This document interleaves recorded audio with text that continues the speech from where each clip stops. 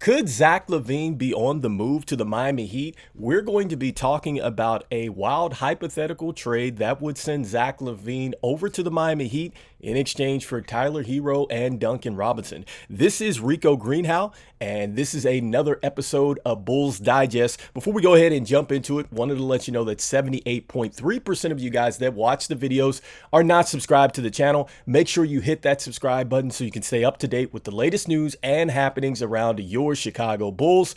And without further ado, guys, let's jump into the topic of the day here, which is Zach LaVine headed over to the Heat. All right, guys. So, look, I think that this is pretty interesting, and I think it is something that could definitely happen, all right? Because, look, we just traded DeMar DeRozan over, and we do have some second-round picks that are coming back to us.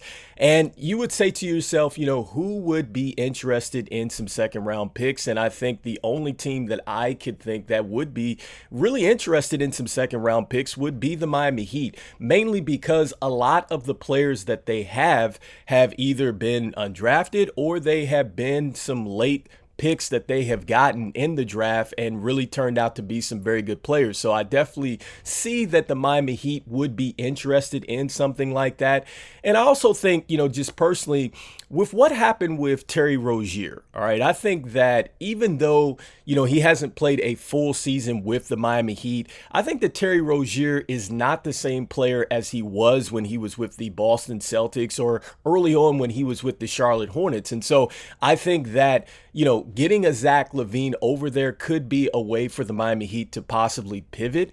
And then also too with what they have going on with Jimmy Butler, even though they're committed, how committed are they, for Jimmy Butler, for the next couple seasons or so. So I think that this might be a way for them to maybe pivot off that trade that didn't necessarily work out with Terry Rozier and maximize the time that they have left with Jimmy Butler, or also get somebody to take over for Jimmy Butler, once they do decide to move on there. And so this is the details of the trades, and it does work out here, guys. So let's take a look at what was suggested here hypothetically. So it's saying that essentially what would happen here is the Bulls would receive Tyler Herro, Duncan Robinson, and a 2026 second round pick via the Los Angeles Lakers. The Heat would receive Zach LaVine, a 2029, I believe that's first round pick, and a 2028 second round pick, guys. All right, and so that is what this particular author is suggesting here. And who knows? I mean, they might want to throw into the Kings picks or whatnot, but we don't know. But this is hypothetical, and I'm thinking that this is something that makes sense there, for the Miami Heat. Again, if they're looking to go ahead and pivot off of what happened with the Terry Rozier deal, and then also too if they're looking to pivot away from Jimmy Butler, who may in fact move on at some point in time. And so, with that being said, guys, looking at what you get with Tyler Herro, he is from, I think, Milwaukee, if I'm not mistaken. So him coming over to Chicago, I'm pretty sure it would be a familiar fit here. He's averaged 20 points a game, guys. You're looking at the fact that he has about 4.5 assists and 5.3 rebounds a game, which is pretty similar to what you were getting with Zach LaVine, except he's a lot better shooter. And I think defensively, you could probably argue that Tyler Herro is not that great of a defender, but it's not like he's just not trying to play defense. Like, it's not just optional for him out there. And certainly I think, playing for the Miami Heat, you have to be able to play some defense out there. So, the one issue that I have with getting Tyler Herro back over here is that we're trading for a 6'5" guard.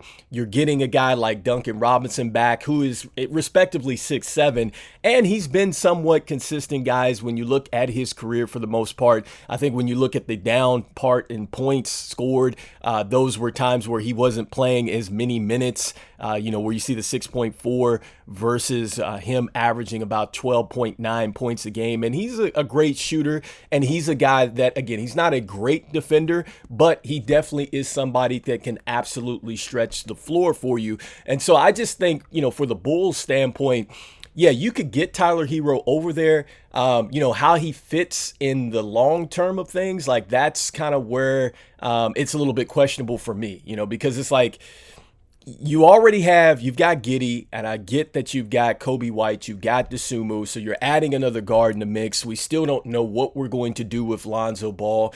We have Javon Carter over here as well, so I'm just kind of curious, what the long-term fix is when you bring a guy like Tyler Herro over here.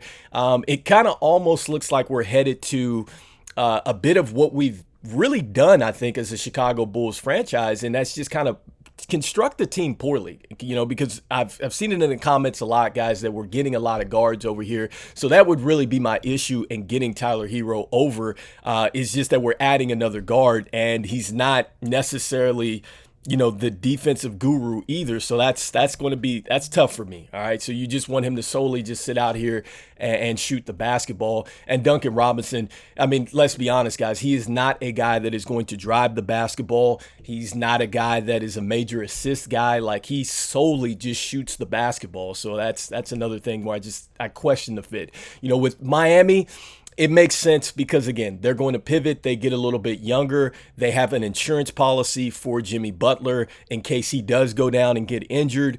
You do have a guy that can score the basketball. And I talked about this before, that Miami's offensive efficiency was really not that good last year. And I think that they settled for a lot of half-court offense and everything like that. And I think that, you add LaVine, you add that with Khalil Ware over here, you have Bam, and so perhaps they get a little bit more quicker with the pace, because, again, you could tell Miami is starting to shift in some way, shape, or form. Look, they've already lost Caleb Martin. They lost Max Strus. They let go of Gabe Vincent. So Miami is shifting, okay? They let go of Kyle Lowry as well. So Miami is starting to shift. I just think at some point, they want to probably not go ahead and get into a full rebuild, and I think that Zach LaVine would help them certainly not go into a full rebuild. And for Chicago, we get off of that contract essentially, and we get to get some draft assets back. We do get some players that we could use and perhaps flip as well, guys. So